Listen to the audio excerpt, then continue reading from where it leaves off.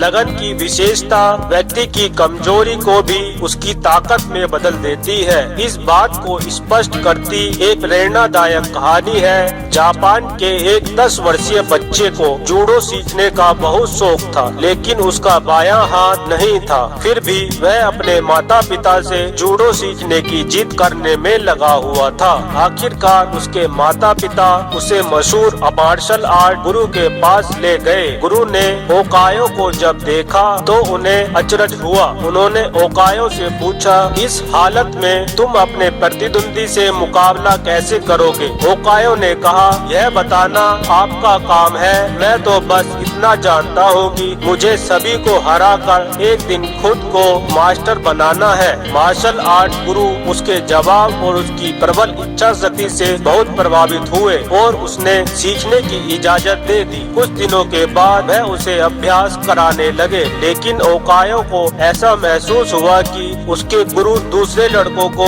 अलग अलग दाव पेच सिखा रहे हैं, लेकिन उसे एक ही तरह की किक लगाने का ही बार बार अभ्यास करा रहे हैं। उसने गुरु से अपने मन की शंका जाहिर भी की, लेकिन गुरु ने उसे दूसरों पर ध्यान न देते हुए उसी अभ्यास में महारत हासिल करने के लिए कहा। सभी शिष्यों के सालों साल अभ्यास के बाद गुरु ने सबको बुलाया और कहा, अब एक प्रतिस्पर्धा आयोजित की जाएगी और जीतने वाले को मास्टर की उपाधि दी जाएगी। नियत समय पर प्रतियोगिता शुरू हुई। ओकायो ने पहले 2 मैच बड़ी आसानी से जीत लिए। तीसरा मैच कुछ कठिन था, लेकिन कुछ संघर्षों के बाद ओकायो ने एक तेज किक से अपनी प्रतिद्वंदी को गिरा दिया और विजयी हुआ। इस तरह और भी सभी मैच जीतने के बाद ओकायो विजेता घोषित हुए। मास्टर घोषित होने के बाद उसने गुरु से अपनी जीत का रहस्य पूछा। गुरु ने कहा, प्रतियोगिता में जिस किक का तुमने इस्तेमाल किया है उससे बचने का केवल एक ही उपाय था। विरोधी का बायां हाथ पकड़कर गिरा दो और तुम्हारा तो बायां हाथ ही नहीं है, इसीलिए तुम्हारे प्रतिद्वंदी से ज्यादा कुछ करते नहीं बना। ओकायो समझ गया कि लगातार लगन के साथ ये हुए अभ्यास से उसकी सबसे बड़ी कमजोरी ही अब उसकी सबसे बड़ी ताकत बन गई है। हम भी अपनी कमजोरी को ताकत में बदल सकते हैं, बशर्ते हम लगन के साथ मेहनत करें। एक बार एक गरीब किसान एक अमीर साहूकार के पास आया और उससे बोला कि आप अपना एक खेत 1 साल के लिए मुझे उधार दे दीजिए। मैं उसमें मेहनत से काम करूंगा और अपने खाने के लिए अन्न उगाऊंगा। अमीर साहूकार बहुत ही दयालु व्यक्ति था। उसने किसान को अपना एक खेत दे दिया और उसकी मदद के लिए 5 व्यक्ति भी दिए। साहूकार ने किसान से कहा कि मैं तुम्हारी सहायता के लिए ये 5 व्यक्ति दे रहा हूँ। तुम इनकी सहायता लेकर खेती करोगे तो तुम्हें खेती करने में आसानी होगी। साहूकार की बात सुनकर किसान उन 5 लोगों को अपने साथ लेकर चला गया और उन्हें ले जाकर खेत पर काम पर लगा दिया। किसान ने सोचा कि ये 5 लोग खेत में काम कर तो रहे हैं, फिर मैं क्यों करूं? अब तो किसान दिन रात बस सपने ही देखता रहता कि खेत में जो अन्न उगेगा उससे क्या क्या करेगा, और उधर वह 5 व्यक्ति अपनी मर्जी से खेत में काम करते।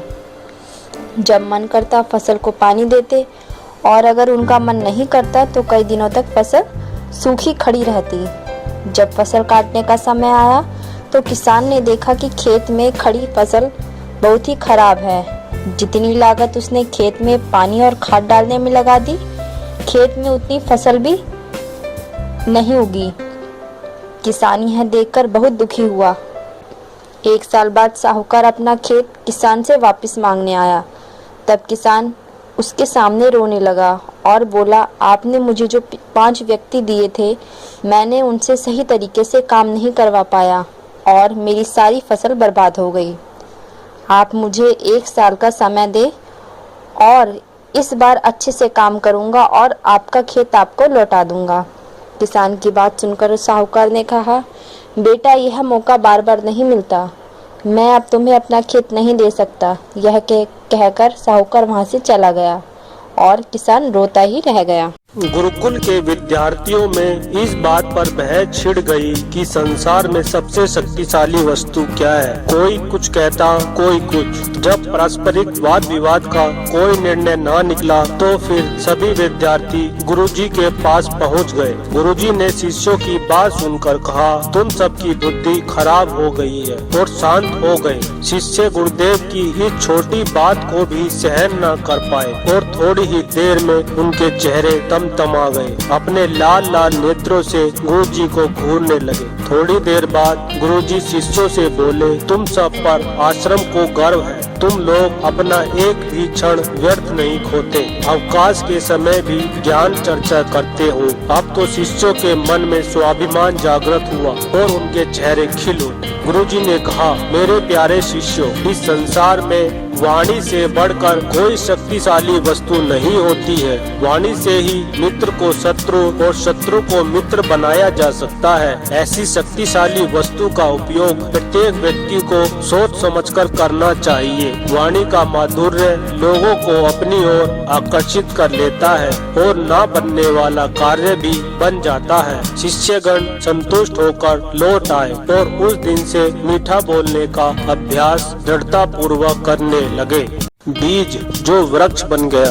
दो बीज धरती की गोद में जा गिरे। मिट्टी ने उन्हें ढक लिया। दोनों रात में सुख की नींद सोए। प्रातः काल दोनों जगह तो एक अंकुर फूट गया। वह ऊपर उठने लगा। यह देख छोटा बीज बोला, भैया ऊपर मत जाना, वहाँ बहुत भय है, लोग तुम्हें रोन डालेंगे, मार डालेंगे। बीज सब सुनता रहा और चुपचाप ऊपर उठता रहा। धीरे धीरे धरती की परत पार कर ऊपर निकल आया और बाहर का सौंदर्य देखकर मुस्कुराने लगा। सूर्य देवता ने धूप स्नान कराया और पवन देव ने पंख डुलाया। वर्षा आई और शीतल जल पिला गई। किसान आया और बिस्तर लगाकर चला गया। बीज बढ़ता गया, झूमता, लहराता, फूलता और फलता हुआ बीज एक दिन परिपक्व अवस्था तक पहुंच गया। जब वह उस स्थिति से विदा हुआ तो अपने जैसे असंख्य बीज छोड़कर हंसता हुआ आत्मसंतोष अनुभव करता विदा हो गया। मिट्टी के अंदर दबा बीज यह देखकर पछता रहा था कि भय और संकीर्णता के कारण मैं जहाँ था वहीं पड़ा रहा और मेरा भाई असंख्य गुना वृद्धि और समृद्धि को पा गया। यह कहानी है अमेरिका के राष्ट्रपति गारफील्ड की। ओहियो के घने जंगलों के बीच एक फूस की झोपड़ी में एक विधवा अपना जीवन बिता रही थी। चिंता और वेदना से उसके आंसू झलक रहे थे। वह सोच रही थी कि अपने इस 1 वर्षीय बालक की वह जंगली भेड़ियों से किस प्रकार रक्षा कर सकेगी। मुसीबत की मारी इस विधवा ने अपना साहस समेटा और परमेश्वर का पल्ला पकड़ा। उसने बच्चे को भेड़ियों का शिकार भी नहीं होने दिया और भूखे भी नहीं मरने दिया। कुछ बड़ा होते ही यह बालक माता के साथ लकड़ियां काटने लगा। उसने माता से कुछ पढ़ना लिखना सीखा। जो पुस्तकें मिल जाती उन्हें बड़े चाव से पढ़ता। 5 वर्ष का हुआ तो खच्चरों पर लाद लाद कर लकड़ियां शहर ले जाने लगा। रास्ते में एक पुस्तकालय पढ़ता था। उसमें सैकड़ों व्यक्तियों की पुस्तकें पढ़ते हुए देखकर उसका मन बड़ा ललचाता था। एक दिन खच्चर को खड़ा करके वह पुस्तकालय के अधिकारी के पास पहुंचा और निवेदन किया कि वह कोई छोटा काम करने के लिए उसे नौकर रख ले। पुस्तकालय अध्यक्ष ने कृपया पूर्वक उसे झाड़ू लगाने के काम पर नौकर रख लिया। अब उसने खच्चर लादना माता पर छोड़ दिया और स्वयं नौकरी करने लगा। लेकिन यह काम थोड़े समय और कम पैसों का था। इसमें उसकी गुजर नहीं होती थी। इसीलिए कुछ समय के लिए एक जगह धोबी के काम के लिए भी जाने लगा। अब उसकी गुजर होने लगी थी, पर वह पेट भरने के लिए जीने वाले हमारे फैशन परस्त नौजवानों की तरह ना था। उसने बचे हुए घंटों में कठोर परिश्रम के साथ पढ़ना शुरू कर दिया। भंगी और धोबी का काम करते करते उसने विलियम कॉलेज की उच्च परीक्षा पास कर ली। अपने गुणों के कारण वह 26 वर्ष की उम्र में ही अमेरिका की राज्यसभा का सदस्य बन गया और इसके बाद अमेरिका का राष्ट्रपति बन गया। आज के युवकों, क्या तुम गारफील्ड से कुछ नहीं सीख सकते? हमारा व्यवहार ही हमें श्रेष्ठ बनाता है। हमारे द्वारा किए गए कार्यों का फल हमें जरूर मिलता है। हमारे द्वारा किए गए अच्छे कार्य हमें दूसरे लोगों की नजरों में श्रेष्ठ बनाते हैं। हमारा व्यवहार हमें लोगों की नजरों में इस कदर सम्मानीय बना देता है कि जरूरत पड़ने पर लोग हमारे साथ खड़े होते हैं, हमें अपने सुख दुख में शामिल करते हैं। क्या आजकल की इस भागदौड़ भरी जिंदगी में आप इस बात पर एकदम से यकीन कर सकते हैं कि हमारा व्यवहार या हमारा कोई छोटा सा काम कभी हमारी जान बचा सकता है? एक व्यक्ति एक बर्फ की फैक्ट्री में काम करता था। एक दिन रोजाना की तरह शाम को वह घर जाने की तैयारी में था। तभी फैक्ट्री में एक तकनीकी समस्या उत्पन्न हो गई और वह उसे दूर करने में जुट गया। जब तक वह कार्य पूरा करता तब तक अत्यधिक देर हो गई। लाइटें बुझा दी गई, दरवाजे सील हो गए और वह उसी प्लांट में बंद हो गया। बिना हवा व प्रकाश के पूरी रात बर्फ की फैक्ट्री में फंसे रहने के कारण उसकी मौत होना लगभग तय था। लगभग आधा घंटे का समय बीत गया, तभी उसने किसी को दरवाजा खोलते देखा। क्या यह एक चमत्कार था? उसने देखा कि दरवाजे पर सिक्योरिटी गार्ड टॉर्च लिए खड़ा है। उसने उसे बाहर निकलने में मदद की। बाहर निकलकर उस व्यक्ति ने सिक्योरिटी से पूछा, आपको कैसे पता चला कि मैं फैक्ट्री के अंदर हूँ? गार्ड ने उत्तर दिया, सर, इस प्लांट में 100 लोग कार्य करते हैं, पर सिर्फ एक आप ही हैं जो मुझे सुबह आने पर हेलो व शाम को जाते समय बाय कहते हैं। आज सुबह आप ड्यूटी पर आए थे, पर शाम को आप बाहर नहीं गए। इससे मुझे शंका हुई और मैं देखने चला आया। वह व्यक्ति नहीं जानता था कि उसका किसी को छोटा सा सम्मान देना कभी उसका जीवन बचाएगा। उसने प्रसन्न मन से उसका धन्यवाद दिया और अपने घर चला गया। तो मित्रों, जब भी आप किसी से मिले, गर्मजोशी से मिले और प्यारी सी मुस्कान के साथ उसका सम्मान करें। कभी भी किसी से घमंड या अभिमान से बात ना करें, चाहे कोई आपसे उम्र या पद में छोटा हो या बड़ा। सबसे एक समान व्यवहार करें, सबका सम्मान करें। आप ये व्यवहार लोगों की नजरों में आपको सबसे अलग बना देगा और लोग हर परिस्थिति में आपके साथ रहेंगे। बांस का पेड़। एक संत अपने शिष्य के साथ जंगल में जा रहे थे। ढलान पर से गुजरते अचानक शिष्य का पैर फिसला और वह तेजी से नीचे की ओर लुढ़कने लगा। वह खाई में गिरने ही वाला था कि तभी उसके हाथ में बांस का एक पौधा आ गया। उसने बांस के पौधे को मजबूती से पकड़ लिया और वह खाई में गिरने से बच गया। बांस धनुष की तरह मुड़ गया, लेकिन ना तो वह जमीन से उखड़ा और ना ही टूटा। वह बांस को मजबूती से पकड़कर लटका रहा। थोड़ी देर बाद उसके गुरु पहुंचे। उन्होंने हाथ का सहारा देकर शिष्य को ऊपर खींच लिया। दोनों अपने रास्ते पर आगे बढ़ चले।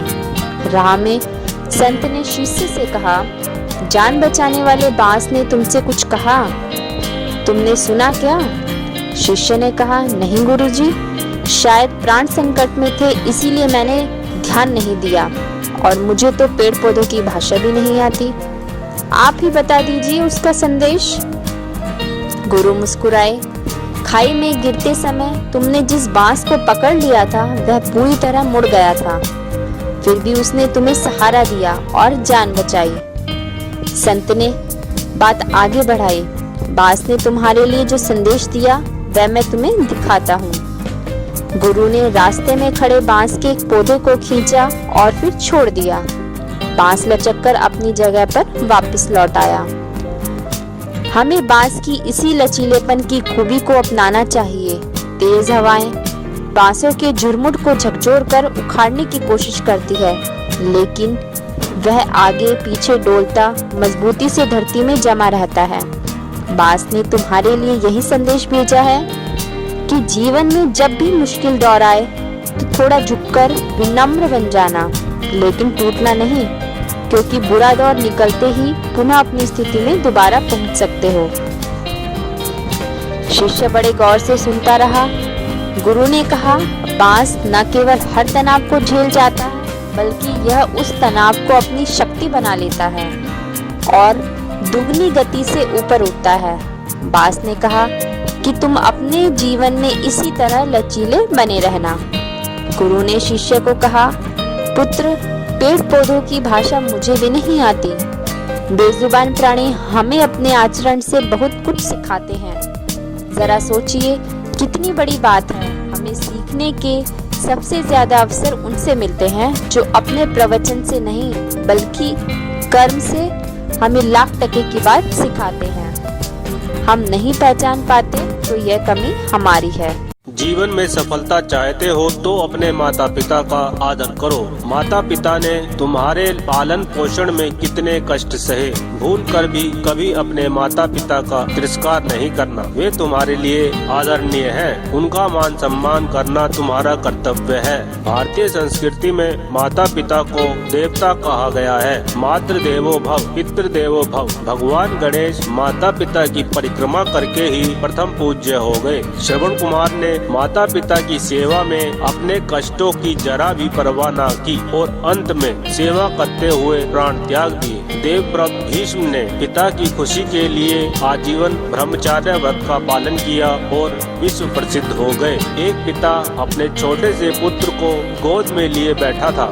एक कौवा सामने छज्जे पर बैठा था। पुत्र ने पूछा, पापा यह क्या है? पिता ने बताया, कौवा है। पुत्र ने फिर पूछा, यह क्या है? पिता ने कहा, कौवा है। पुत्र बार बार यही पूछता रहा, पापा यह क्या है? पिता ने स्नेह से बार बार कहता, बेटा कौवा है, कौवा है। कई वर्षों के बाद पिता बूढ़ा हो गया।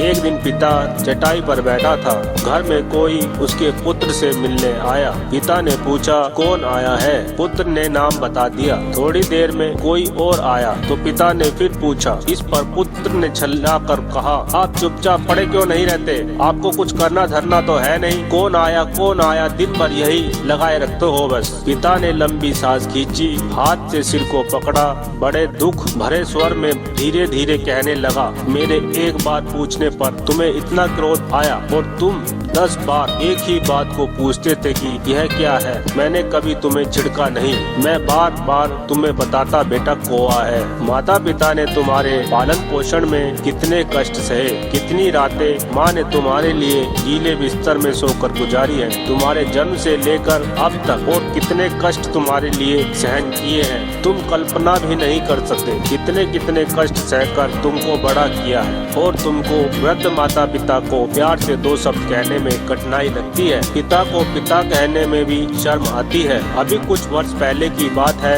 इलाहाबाद में रहकर एक किसान का बेटा वकालत की पढ़ाई कर रहा था।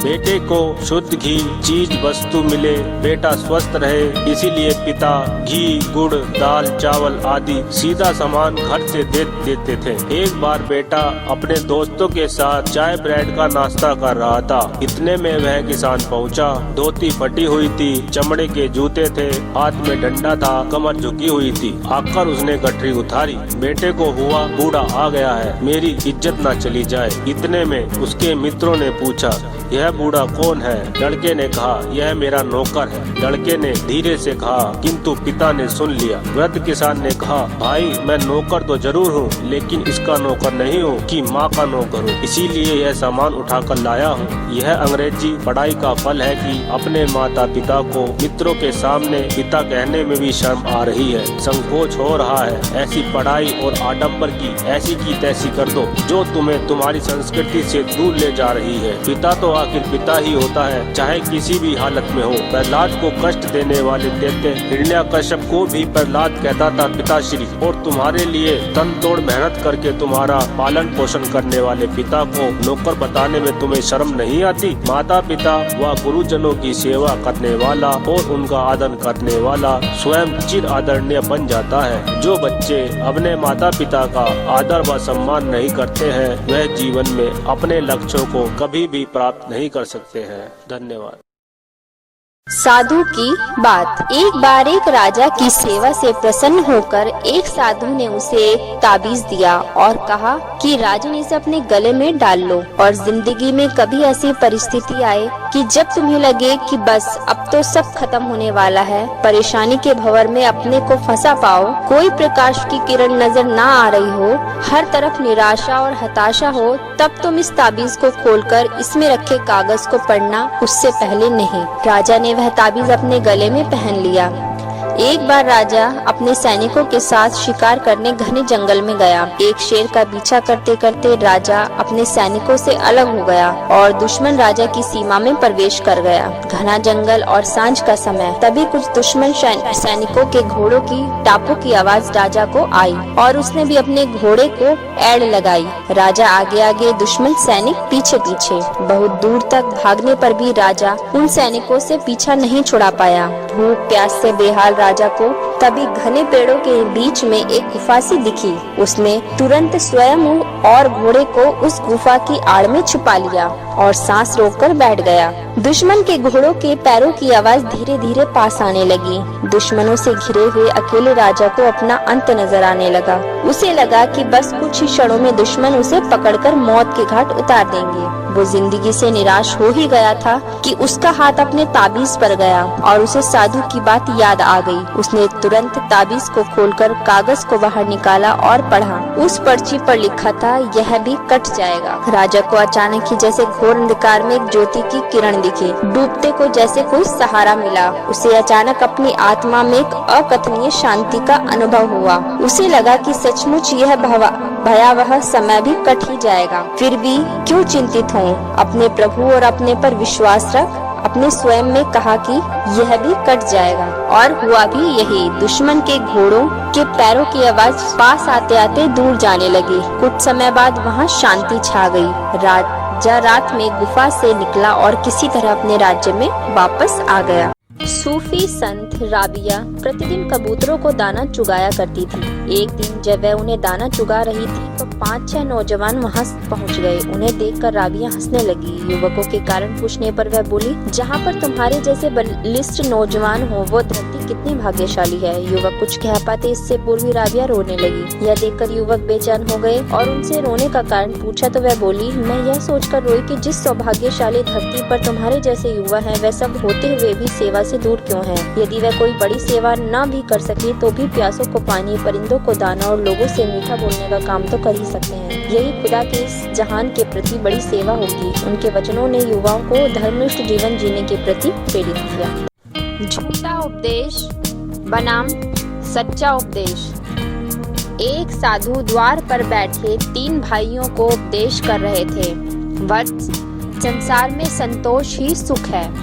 जो कछुए की तरह अपने हाथ पांव सब ओर से समेटकर आत्मलीन हो जाता है, ऐसे निरुद्योगी पुरुष के लिए संसार में किसी प्रकार का दुख नहीं रहता। घर के भीतर बुहारी लगा रही माँ के कानों में साधु की यह वाणी पड़ी तो वह चौकन्ना हो उठी। बाहर आई और तीनों लड़कों को खड़ा करके छोटे से बोली, यह घड़ा पानी भरकर ला। मंझले से कहा, उठा यह झाड़ू और घर बाहर की बुहारी कर। अंतिम तीसरे को टोकरी देते हुए उसने कहा, तू चल और सब कूड़ा उठाकर बाहर फेंक। और अंत में साधु की ओर देखकर उस कर्मावती ने उपदेश दिया, महात्मन, निरुद्योगी मैंने बहुत देखे। कई पड़ोस में ही बीमारी से ग्रस्त, ऋण भार से दबे, शैतान की दुकान खोले पड़े हैं। अब मेरे बच्चों को भी यह विष वारुणी पिलाने की अपेक्षा आप ही निरुद्योगी बने रहिए और इन्हें कुछ उद्योग करने दीजिए। गांव वालों ने कहा, महात्मन, आपका उपदेश झूठा है और इस माँ का उपदेश सच्चा।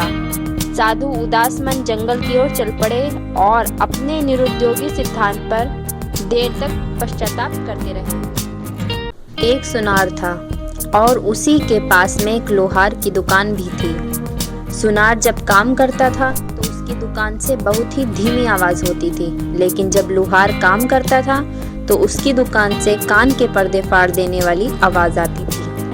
एक सुनार एक दिन काम कर रहा था तो सोने के एक कण छिटक कर दुकान के बाहर आ गिरा और उधर से लोहे का एक कण भी बाहर आ गिरा। दोनों आपस में बातें करने लगे।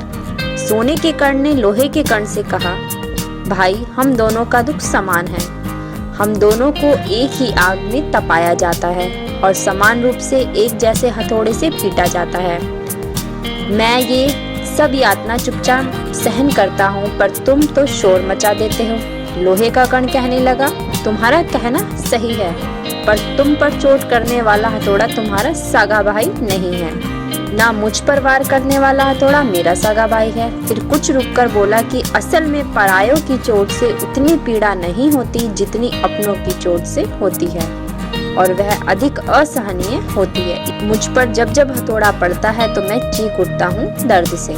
कुपात्र को कौन दे? ज्ञान, विवेक, शक्ति और भक्ति परमात्मा सत्पात्र को देता है, अज्ञान और अंधकार में डूबे हुए को नहीं। रब्बी जोसेफैन के इतने कहने पर एक महिला बड़ी नाराज हुई और बोली, तो मैं इसमें भगवान की क्या विशेषता रही? होना तो यह चाहिए कि वह असभ्य व्यक्तियों को सब कुछ देता, उससे संसार में अच्छाई का विकास तो होता। रब्बी हलाफ्ता उस समय मौन हो गई और बात जहाँ थी वहीं समाप्त कर दी। बड़े सवेरे उन्होंने मोहल्ले के एक मूर्ख व्यक्ति को बुलाकर कहा कि अमुक स्त्री से जाकर आभूषण मांग लाओ। मूर्ख वहाँ गया और आभूषण मांगे तो उसने न केवल आभूषण देने से इनकार कर दिया, वरन उसे झिड़क कर वहाँ से भी भगा दिया। थोड़ी देर बाद रब्बी जोसेफ स्वयं महिला के घर उपस्थित हुई और बोले, आप एक दिन के लिए अपने आभूषण दे दे, आवश्यक काम करके लौटा देंगे। महिला ने संदूक खोला और खुशी खुशी उतने मूल्यवान आभूषण जोसेफैन को सौंप दिए। आभूषण हाथ में लिए बेन ने पूछा, अभी अभी एक दूसरा व्यक्ति आया था, आपने उसे आभूषण क्यों नहीं दे? महिला छूटते बोली, असभ्य और मूर्खों को अच्छी वस्तुएं भी कोई नहीं देता है। इस पर तुरंत ही रब्बी जोसेफ बोल पड़े, तब फिर परमात्मा ही अपनी अच्छी वस्तुएं कुपात्र को क्यों देने लगा? महिला अपने प्रश्न का संतोषजनक उत्तर पाकर बड़ी प्रसन्न हुई।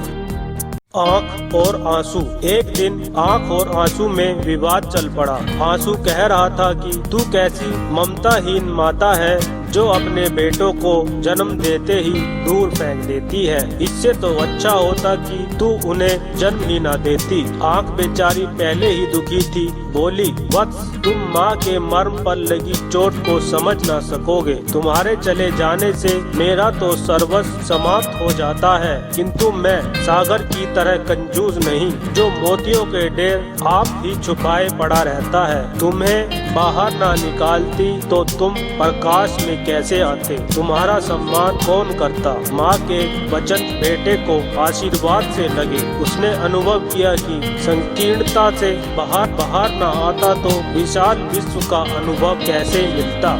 ईमानदारी ही सबसे बड़ा धन है। मुरारी लाल अपने गांव के सबसे बड़े चोरों में से एक था। मुरारी रोजाना जेब में चाकू डालकर रात को लोगों के घर में चोरी करने जाता। पेशे से चोर था, लेकिन हर इंसान चाहता है कि उसका बेटा अच्छे स्कूल में पढ़ाई करे, तो यही सोचकर बेटे का एडमिशन एक अच्छे पब्लिक स्कूल में करा दिया था। मुरारी का बेटा पढ़ाई में बहुत होशियार था, लेकिन पैसे के अभाव में 12वीं कक्षा के बाद नहीं पढ़ पाया। अब कई जगह नौकरी के लिए भी अप्लाई किया, लेकिन कोई उसे नौकरी पर नहीं रखता था। एक तो चोर का बेटा, ऊपर से केवल 12वीं पास, तो कोई नौकरी पर नहीं रखता था। अब बेचारा बेरोजगार की तरह ही दिन रात घर पर ही पड़ा रहता। मुरारी को बेटे की चिंता हुई तो सोचा कि क्यों न इसे भी अपना काम ही सिखाया जाए। जैसे मैंने चोरी कर अपना गुजारा किया, वैसे ये भी कर लेगा। यही सोचकर मुरारी एक दिन बेटे को अपने साथ लेकर गया। रात का समय था। दोनों चुपके चुपके एक इमारत में पहुँचे। इमारत में कई कमरे थे, सभी कमरों में रोशनी थी। देखकर लग रहा था कि किसी अमीर इंसान की हवेली है। मुरारी अपने बेटे से बोला, आज हम इस हवेली में चोरी करेंगे। मैंने यहाँ पहले भी कई बार चोरी की है और खूब माल भी मिलता है यहाँ। लेकिन बेटा लगातार हवेली के आगे लगी लाइट को ही देखे जा रहा था। मुरारी बोला, अब देर ना करो, जल्दी अंदर चलो, नहीं तो कोई देख लेगा। लेकिन बेटा अभी भी हवेली की रोशनी को निहार रहा था और वो करुण स्वर में बोला, पिताजी मैं चोरी नहीं कर सका। मुरारी बोला, तेरा दिमाग खराब है, जल्दी अंदर अंदर चल। बेटा बोला, पिताजी जिसके यहाँ से हमने कई बार चोरी की है, देखिए आज भी उसकी हवेली में रोशनी है और हमारे घर में आज भी अंधकार है। मेहनत और ईमानदारी की कमाई से उनका घर आज भी रोशन है और हमारे घर में पहले भी अंधकार था और आज भी अंधकार ही है। मैं भी ईमानदारी और मेहनत से कमाई करूँगा और उस कमाई के दीपक से मेरे घर में भी रोशनी होगी। मुझे ये जीवन में अंधकार भर देने वाला काम नहीं करना। मुरारी की आंखों में आंसू निकल रहे थे। उसके बेटे की पढ़ाई आज सार्थक होती दिख रही थी। मित्रों, बेईमानी और चोरी से इंसान क्षण भर तो सुखी रह सकता है, लेकिन उसके जीवन में हमेशा के लिए पाप और अंधकार भर जाता है। हमेशा अपने काम को मेहनत और ईमानदारी से करे। बेईमानी की कमाई से बने पकवान भी ईमानदारी की सूखी रोटी के आगे फीके हैं। कुछ ऐसा काम करें कि आप समाज में सर उठा के चल सके। क्षमा करने वाला सुख की नींद सोता है। क्षमा उठाती है ऊंचा आपको। व्यक्ति बदला लेकर दूसरे को नीचा दिखाना चाहता है, पर इस प्रयास में वह खुद नीचे उतर जाता है। एक बार एक धोबी नदी किनारे की शिला पर रोज की तरह कपड़े धोने आया। उसी शिला पर कोई महाराज भी ध्यानस्थ थे। धोबी ने आवाज लगाई, उसने नहीं सुना। धोबी को जल्दी थी, दूसरी आवाज लगाई, वो भी नहीं सुनी तो धक्का मार दिया। ध्यानस्थ की आंखें खुली, क्रोध की ज्वाला उठी। दोनों के बीच में खूब मारपीट और हाथापाई हुई। लूट पीट कर दोनों अलग अलग दिशा में बैठ गए। एक व्यक्ति दूर से ये सब बैठकर देख रहा था। साधु के नजदीक आकर पूछा, महाराज आपको ज्यादा चोट तो नहीं लगी? उसने मारा बहुत आपको। महाराज ने कहा, उस समय आप छुड़ाने क्यों नहीं आए? व्यक्ति ने कहा, आप दोनों के बीच में जब युद्ध हो रहा था उस समय मैं यह निर्णय नहीं कर पाया कि धोबी कौन है और साधु कौन है। प्रतिशोध और बदला साधु को भी धोबी के स्तर पर उतार लाता है। इसीलिए कहा जाता है कि बुरे के साथ बुरे मत बनो, नहीं तो साधु और शठ की क्या पहचान। दूसरी तरफ क्षमा करने वाला व्यक्ति अपने स्तर से काफी ऊंचा उठ जाता है। इस प्रक्रिया में वो सामने वाले को भी ऊंचा उठने और बदलने की गुप्त प्रेरणा या मार्गदर्शन देता है। प्रतिशोध और गुस्से से हम कभी कभार खुद को नुकसान पहुंचा बैठते हैं, जिससे हमें बाद में खुद बहुत पछतावा होता है। आइए हम कुछ बातें बताते हैं इससे जुड़ी हुई। दोस्तों, गुस्से में लिया गया फैसला अक्सर करके गलत ही साबित होता है, तो इसीलिए हमें खुद पर काबू रखना बहुत जरूरी है। क्षमा करने से सामने वाले व्यक्ति के नजर में हमारी इज्जत सम्मान और बढ़ जाती है। गुस्सा करने वाला व्यक्ति हमेशा खुद का ही नुकसान पहुंचाता है। गुस्से में हमेशा अक्सर करके वो काम हो जाता है जिससे हम दूसरों को और खुद को भी नुकसान पहुंचाने के साथ साथ लोगों के दिलों में नफरत पैदा करते हैं। दोस्तों, आपको जब भी गुस्सा आए या किसी के ऊपर गुस्सा हो तो हमें चाहिए कि उस समय हम अपने दिमाग और मन को शांत रखें या फिर हम वहाँ से कहीं दूसरी जगह पर चले जाएं। अच्छे विचार।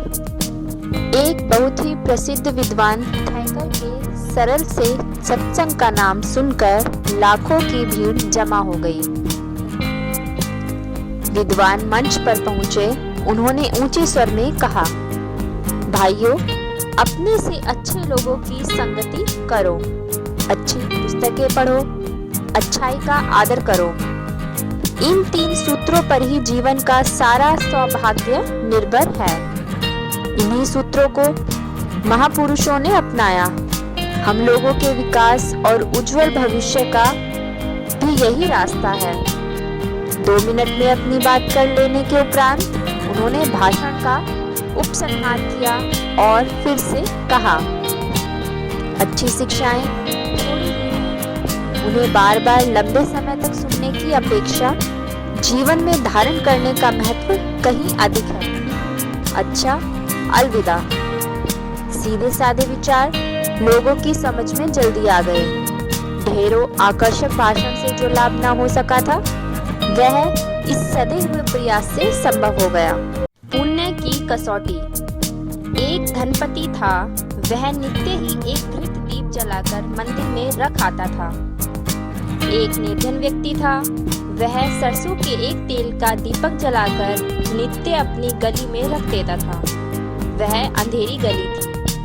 दोनों मरकर जब यमलोक पहुँचे तो धन कुबेर को निम्न स्थिति की सुविधाएं दी गई और निर्धन व्यक्ति को उच्च श्रेणी की। यह व्यवस्था देखी तो धन कुबेर ने धनराज से पूछा, यह भेद क्यों, जबकि मैं भगवान के मंदिर में दीपक जलाता था, वह भी घी का।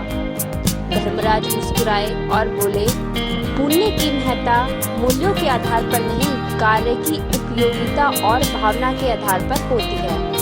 मंदिर तो पहले से ही प्रकाशमान था। उस व्यक्ति ने ऐसे स्थान पर प्रकाश फैलाया जिससे हजारों व्यक्तियों ने लाभ उठाया। उसके दीपक की उपयोगिता अधिक थी। परोपकारी को कहीं भी भय नहीं होता है। एक गीदड़ एक दिन गड्ढे में गिर गया, बहुत उछल कूद की किंतु बाहर ना निकल सका। अंत में हताश होकर सोचने लगा कि अब इस गड्ढे में मेरा अंत हो जाएगा। तभी एक बकरी को मिमियाते हुए सुना। तत्काल ही गीदड़ की कुटिलता जाग उठी। वह बकरी से बोला, बहन बकरी, यहाँ अंदर खूब हरी हरी घास और मीठा मीठा पानी है, आओ जी भरकर खाओ और पानी पियो। बकरी उसकी लुभावनी बातों में आकर गड्ढे में कूद गई। चालाक गीदड़ बकरी की पीठ पर चढ़कर गड्ढे से बाहर कूद गया और हंसकर बोला, तुम बड़ी बेवकूफ हो, मेरी जगह खुद मरने गड्ढे में आ गई। बकरी बड़े सरल स्वभाव से बोली, गीदड़ भाई, मैं परोपकार में प्राण देना पुण्य समझती हूँ। मेरी उपयोगिता वश कोई ना कोई मुझे निकाल ही देगा, किंतु तुम निरुपयोगी को कोई ना निकालता। परोपकारी को कहीं भी भय नहीं होता है। एक साधु गांव-गांव भ्रमण कर रहा था। उनके किसी गांव में प्रवेश करते ही शाम हो गई। अंधेरा हो जाने के बाद साधु ने गांव के पहले ही घर में उस रात रुकने के लिए आश्रय मांगा, तो उस आदमी ने उन्हें आश्रय दे दिया और खाने को भोजन भी दिया। साधु भोजन करने के बाद बरामदे में पड़ी खाट पर सो गया और सोते समय बरामदे में गृह स्वामी का घोड़ा भी बंधा था, जो बेहद सुंदर और हष्ट पुष्ट था। साधु सोते हुए उसे निहारने लगा तो साधु के मन में एक कुविचार ने डेरा जमाया कि यदि यह घोड़ा किसी भी रीति से मेरा हो जाए तो मेरा भ्रमण आसान हो जाएगा। ऐसा विचार कर साधु जब गृह स्वामी सो गया तो आधी रात के समय घोड़े को लेकर उड़ चला। करीब 1 कोस जाकर वो घोड़े को बांधकर सो गया और सुबह उठकर नित्य कर्म कर चुकने के बाद जब वो घोड़े के करीब आया तो साधु के विचारों ने एक बार फिर गति पकड़ी और सोचने लगा, ये मैंने क्या किया? एक साधु होकर मैंने चोरी की। तो पश्चाताप होने पर उसने उल्टे लौटकर उसे लौटा दिया और गृह स्वामी से माफी मांगी। साधु ने सोचा कि मैंने इसका कल रात अन्न खाया था, कहीं मेरी कुबुद्धि का कारण इसका अन्न तो नहीं। इस पर साधु ने उससे पूछा कि तुम काम क्या करते हो? तो उस व्यक्ति ने जवाब दिया हिचकिचाते हुए कि महाराज, मैं चोरी करके अपना जीवन यापन करता हूँ। साधु का समाधान हो गया। चोरी से उपार्जित अन्न भी बरकत नहीं करता, वह पेट में जाते ही बुरे विचार उत्पन्न करता है। अनीति से कमाया अन्न और धन आखिर हानिकारक होता है।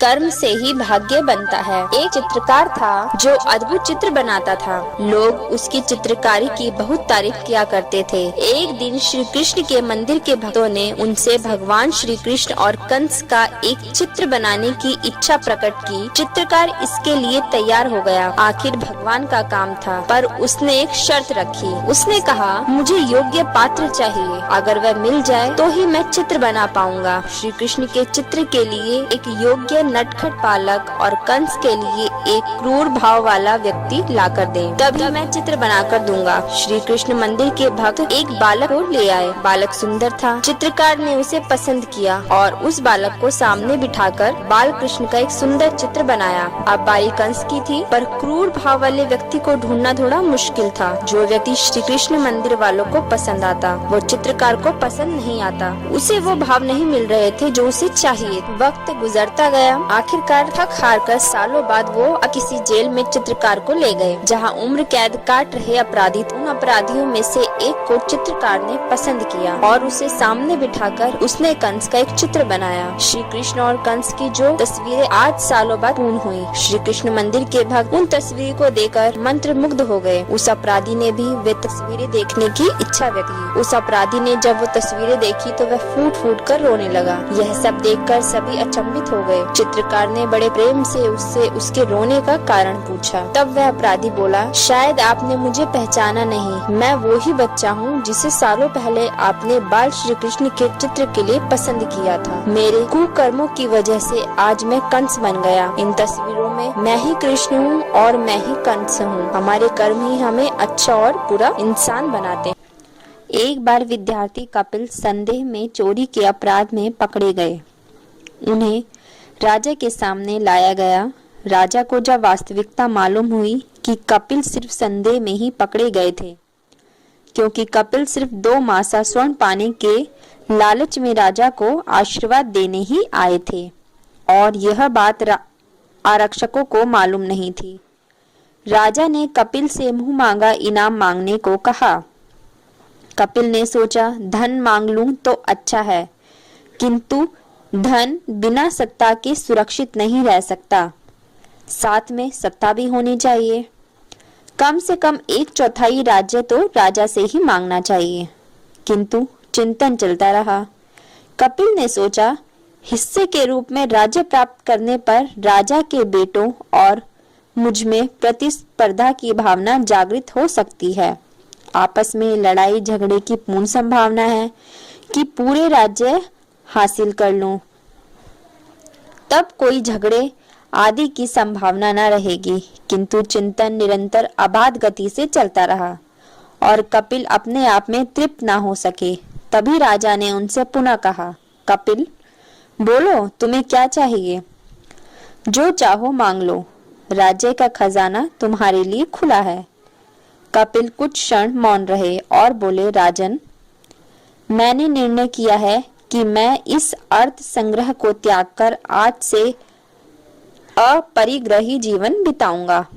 और विद्यार्थी कपिल जीवन और धन एवं वैभव का मोह छोड़कर दुनिया के एक सत्य की आंच में तपने चले गए। तृष्णा की तृप्ति सदा असंभव है। प्राप्ति की तृष्णा व धारणा त्यागते हुए जीवन को त्यागमय और संयमी बनाना ही सुख शांति का मार्ग है।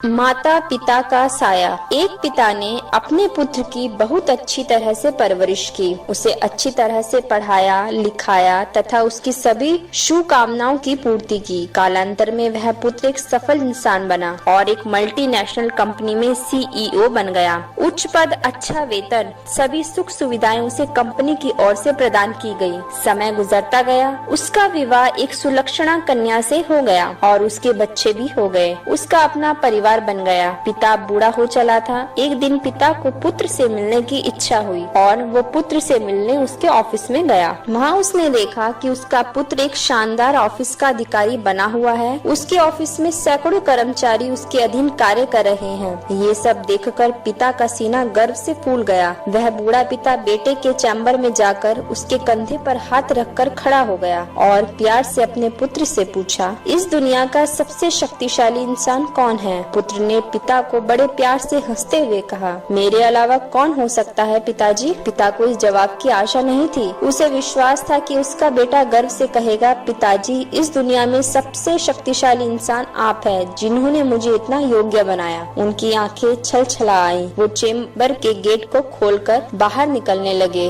उन्होंने एक बार पीछे मुड़कर पुनः बेटे से पूछा, एक बार फिर बताओ, इस दुनिया का सबसे शक्तिशाली इंसान कौन है? पुत्र ने इस बार कहा, पिताजी आप हैं इस दुनिया के सबसे शक्तिशाली इंसान। पिता सुनकर आश्चर्यचकित हो गए। उन्होंने कहा, अभी तो तुम अपने आप को इस दुनिया का सबसे शक्तिशाली इंसान बता रहे थे, अब तुम मुझे बता रहे हो। पुत्र ने हंसते हुए उन्हें अपने सामने बिठाते हुए कहा, पिताजी, उस समय आपका हाथ मेरे कंधे पर था। जिस पुत्र के कंधे पर या सिर पर पिता का हाथ हो, वो पुत्र तो दुनिया का सबसे शक्तिशाली इंसान ही होगा ना। बोलिए पिताजी। पिता की आंखें भर आईं। उन्होंने अपने पुत्र को कस के अपने गले से लगा लिया। सच है, जिसके कंधे पर या फिर सिर पर माता पिता का हाथ होता है, वो इस दुनिया का सबसे शक्तिशाली इंसान होता है। सदैव बुजुर्गों का सम्मान करें। हमारी सफलता के पीछे वे ही हैं। हमारी तरक्की उन्नति से सब लोग जलते हैं तो केवल माँ बाप ही हैं जो खुश होते हैं। मिथ्या अहंकार। वन में खड़े एक पौधे के साथ लिपटी हुई एक लता धीरे धीरे पौधे के बराबर हो गई। पौधे को आश्रय लेकर उसने फलना फूलना आरंभ कर दिया। बेल को फलते फूलते देखकर वृक्ष को अहंकार हो गया कि मैं न होता तो लता तो नष्ट हो गई होती। उसने धमकाते हुए कहा, होरी बेल, मैं जो कहूँ तू उसका पालन कर, नहीं तो तुझे मार कर भगा दूंगा। अभी वह लता को डांट ही रहा था कि दो पथिक उधर से निकले। एक बोला, बंधु देखिए यह वृक्ष कैसा शीतल और सुंदर है, इस पर कैसी अच्छी लता पुष्पित हो रही है। आओ यहाँ कुछ देर बैठकर विश्राम करें, अपना सारा महल लता के साथ है। यह सुनकर वृक्ष का सारा अभिमान नष्ट हो गया। उस दिन से उसने उस लता को धमकाना बंद कर दिया। चांदी की छड़ी। एक आदमी सागर के किनारे टहल रहा था। एकाएक उसकी नजर चांदी की एक छड़ी पर पड़ी जो बहती बहती किनारे आ लगी थी। वह खुश हुआ और झटपट छड़ी उठा ले। अब वह छड़ी लेकर टहलने लगा। धूप चढ़ी तो उसका मन सागर में नहाने का हुआ। उसने सोचा, अगर छड़ी को किनारे रखकर नहाऊंगा तो कोई ले जाएगा। इसीलिए वह छड़ी हाथ में ही पकड़कर नहाने लगा। तभी एक ऊंची लहर आई और तेजी से छड़ी को बहाकर ले गई। वह अफसोस करने लगा और दुखी होकर तट पर आ बैठा। उधर से एक संत आ रहे थे। उसे उदास देख पूछा, इतने दुखी क्यों हो? उसने बताया, स्वामी जी, नहाते हुए मेरी चांदी की छड़ी सागर में बह गई। संत ने हैरानी जताई, छड़ी लेकर नहा रहे थे? वह बोला, क्या करता, किनारे रखकर नहाता तो कोई ले जा सकता था, लेकिन चांदी की छड़ी लेकर नहाने क्यों आए थे? स्वामी जी ने पूछा। लेकर नहीं आया था, वह तो यहीं पड़ी मिली थी, उसने बताया। सुनकर स्वामी जी हंसने लगे और बोले, जब वह तुम्हारी थी ही नहीं तो फिर दुख या उदासी कैसी? मित्रों, कभी कुछ खुशियां अनायास मिल जाती हैं और कभी कुछ श्रम करने और कष्ट उठाने से मिलती हैं। जो खुशियां अनायास मिलती हैं परमात्मा की ओर से मिलती हैं, उन्हें सराहने का हमारे पास समय नहीं होता। इंसान व्यस्त है तमाम ऐसे सुखों की गिनती करने में जो उसके पास नहीं है। आलीशान बंगला, शानदार कार, स्टेटस, पावर वगैरह, और भूल जाता है कि वह एक दिन सब कुछ यूं ही छोड़कर उसे अगले सफर में निकल जाना है। प्रातः काल होने को था। भगवान सूर्य 7 अश्वों के रथ पर बैठकर रांची की ओर से बढ़ते हुए आ रहे थे। तभी एक छोटे जुगनू सामने आया और मूंछों पर ताव देता हुआ बोला, ये सूरज वहीं रुक जा, नहीं तो मैं तुझे नष्ट कर दूंगा। सूर्य भगवान को पहले तो हंसी आ गई, फिर वे धीरे धीरे आगे बढ़ने लगे। सूर्य की तेजस्विता देखी तो जुगनू उल्टे पांव भागने लगा। आकाश खिलखिलाकर हंस पड़ा, चिड़िया चहचहाने लगी। आकाश खिलखिलाकर बोला, सच है, प्रलाप करना मूर्खों का ही काम है। तेजस्वी व्यक्ति तो निर्भय से आगे बढ़ा करते हैं।